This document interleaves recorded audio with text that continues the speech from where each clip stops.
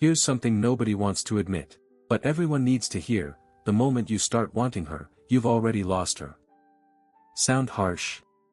Maybe. But it's the truth hiding in plain sight. Look around.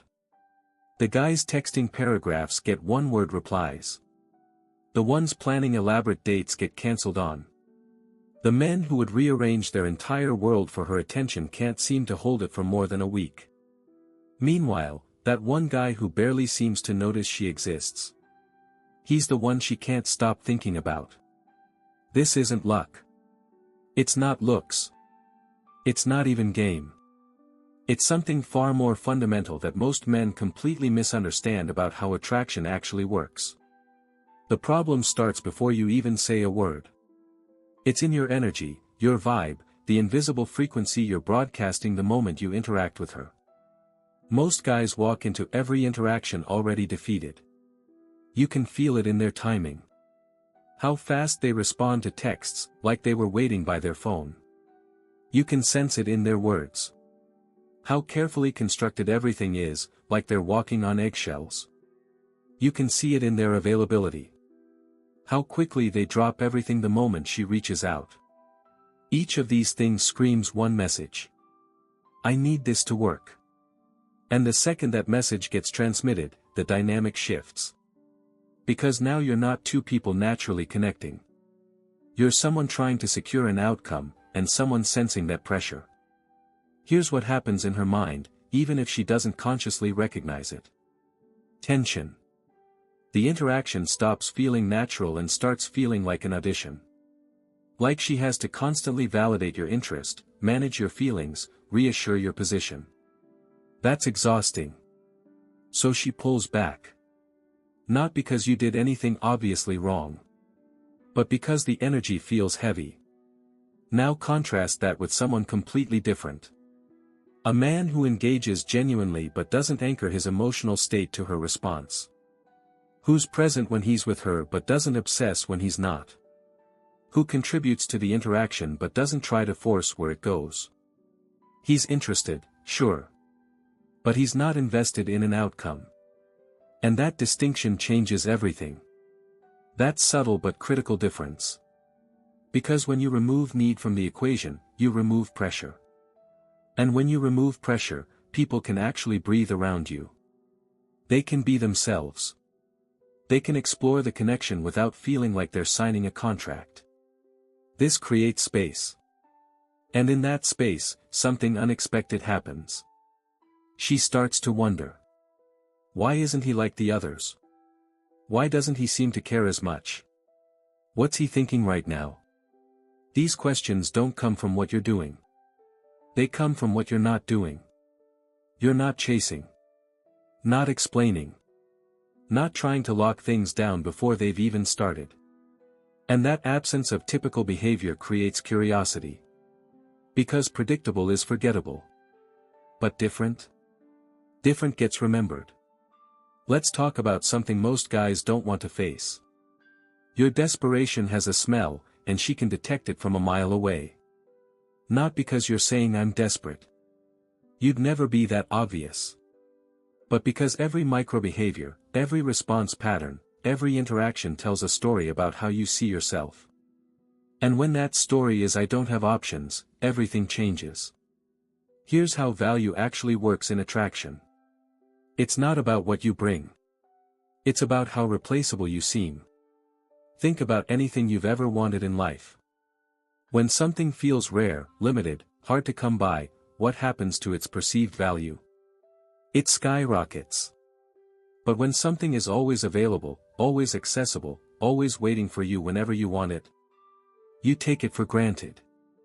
Human nature doesn't change just because we're talking about relationships. The same principle applies. When you make yourself constantly available, when you're always the one reaching out, when you drop everything the moment she texts, what message does that send? That you don't have much else going on. That your time isn't particularly valuable. That she's the center of your universe. And while that might sound romantic in theory, in practice it kills attraction faster than almost anything else. Because it signals scarcity in you.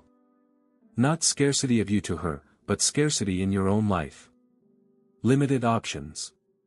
Limited value in the broader market. And people are constantly evaluating value. Whether they admit it or not. Not in a cold, calculated way necessarily, but instinctively.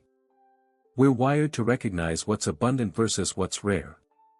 When you behave like someone who has no other options, you're communicating low value without saying a single word. But here's the thing most guys get wrong when they learn this. The solution isn't to fake scarcity. It's not about playing hard to get or deliberately ignoring her to create artificial mystery. That approach backfires because it's transparent. She can feel the manipulation. And manipulation, even subtle manipulation, creates distrust. The real solution is becoming someone who genuinely has options. Not necessarily romantic options, though that doesn't hurt.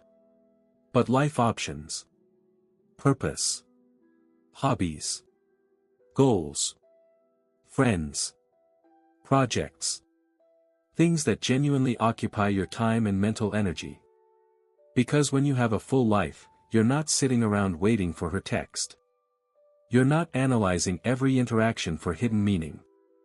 You're not placing all your emotional eggs in one basket. You're just living. And she becomes part of that life, not the center of it. This shift is felt immediately. The energy changes from I need you to I enjoy you, but I'm good either way. And that second energy? That's what creates sustainable attraction. Most men are terrified of silence.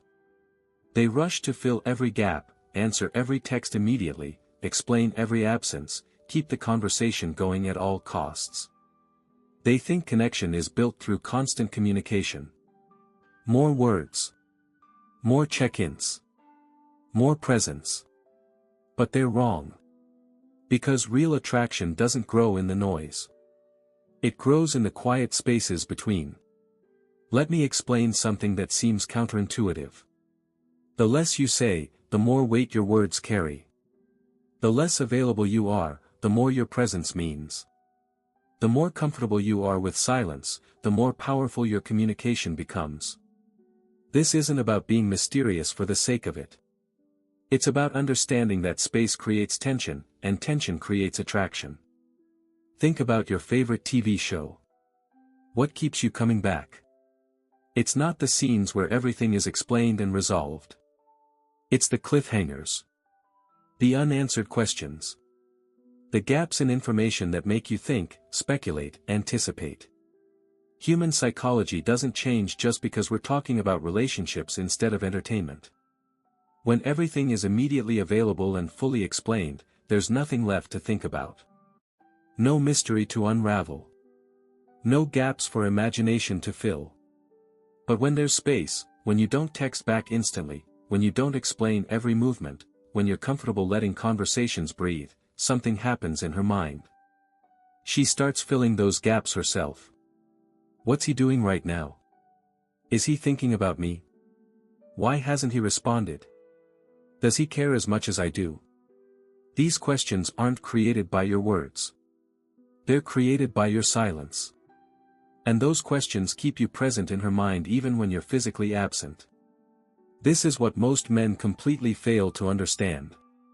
You don't need to be constantly communicating to stay on someone's mind. Sometimes the absence of communication is more powerful than presence. Because when you're always available, always responding, always there, you become background noise. Expected. Predictable. Taken for granted. But when there's rhythm to your presence, times when you're engaged and times when you're not, you create anticipation. She doesn't know exactly when you'll respond. She can't predict your patterns. And that unpredictability keeps her attention active rather than passive. Now, here's the critical distinction. This isn't about ignoring her or playing games. It's about living your life genuinely and not dropping everything the moment she appears. If you're in the middle of something important, work, the gym, time with friends, you don't abandon it to text her back immediately. Not because you're trying to seem busy, but because you actually are busy. That authenticity is felt. And it communicates something crucial. Your life has substance beyond her. There's a moment in every dynamic where the tables quietly turn. Where the person being pursued becomes the person pursuing. Where the one who cared less starts caring more. Most guys never reach this moment. They stay stuck in chase mode, constantly pushing, constantly investing, constantly trying to move things forward. But the man who understands emotional reversal, he lets the dynamic shift naturally by simply holding his position. Here's what that looks like. Early on, she might be lukewarm. Testing. Seeing how you respond to limited investment. Keeping her options open. Not fully sure about you yet. This is where most men panic. They see hesitation and respond with more effort. More texts. More dates. More reassurance. More pursuit. They think the solution to her uncertainty is more from them. But that's exactly backward. Because increased pursuit in response to decreased interest doesn't create attraction. It confirms lack of it. You're essentially validating her hesitation by showing that you'll chase even when she gives you nothing back. But watch what happens when you don't play that game. She's lukewarm. You don't panic. You don't increase effort. You simply maintain. You're still friendly, still engaged when you interact, but you're not chasing validation or trying to force anything. You match her energy instead of exceeding it. This does something most people don't expect. It removes her safety net. Because as long as you're chasing, she knows you're locked in. She can take her time deciding. Keep you as an option while exploring others. Feel secure that you'll still be there whenever she's ready. But when you stop chasing, when you meet her lukewarm energy with your own calm indifference, suddenly that safety disappears. Now she's not dealing with someone who needs her decision. She's dealing with someone who's fine without it. And that realization triggers something. Urgency. Not panic necessarily, but awareness. The awareness that you might not stick around if things don't progress. That your interest isn't unconditional. That there's a clock on this opportunity. This is when the shift begins. You'll notice it in small ways first. She starts reaching out more. Her texts get longer. She initiates conversations instead of just responding. She suggests plans instead of waiting for you to. These aren't massive changes. But they're signals. Signals that the dynamic is reversing. She's starting to invest. And investment, once it begins, tends to compound. Because here's how human psychology works. We value what we invest in. Not just what we receive, but what we contribute. When she's putting in effort to maintain your attention, she's psychologically committing. Each investment deepens her attachment. Each text she sends first, each plan she suggests, each bit of effort she contributes. There's a stage beyond attraction where something more permanent happens. You stop being just another option and become the benchmark. This doesn't happen through grand gestures or intense declarations. It happens through accumulated experience over time. Because here's what most people don't understand. Memorable isn't about dramatic highs. It's about consistent quality. Think about your favorite restaurant. Chances are, it's not your favorite because one meal was incredible. It's your favorite because every time you go, it's reliably good. That reliability creates trust. And trust creates loyalty. The same principle applies to how you show up in her life. When you're consistently grounded, not sometimes calm and sometimes reactive, but steadily composed regardless of circumstances, you create a baseline experience she begins to associate with you. Being around you feels a certain way. Interactions with you have a certain quality. The dynamic with you has a certain ease. And here's the critical part. Most of her other experiences don't have that quality. Most interactions are emotionally unstable. Guys who are interested one day and distant the next. Conversations that feel forced. Dynamics that require constant management. But with you, none of that exists. There's no emotional whiplash. No confusion about where you stand. No exhausting games or tests. Just steady, grounded presence. At first, she might not consciously recognize what makes you different. She just knows being around you feels different than being around others. But over time, that difference becomes clear. And once it becomes clear, comparison is inevitable. She starts evaluating other interactions through the lens of what she experiences with you. And most of those interactions fall short. Not because those other people are bad, but because the contrast is stark. After experiencing consistency, chaos feels exhausting. After experiencing ease, pressure feels suffocating. After experiencing groundedness, reactivity feels juvenile. You've unintentionally created a standard in her mind. And now everyone else is measured against it.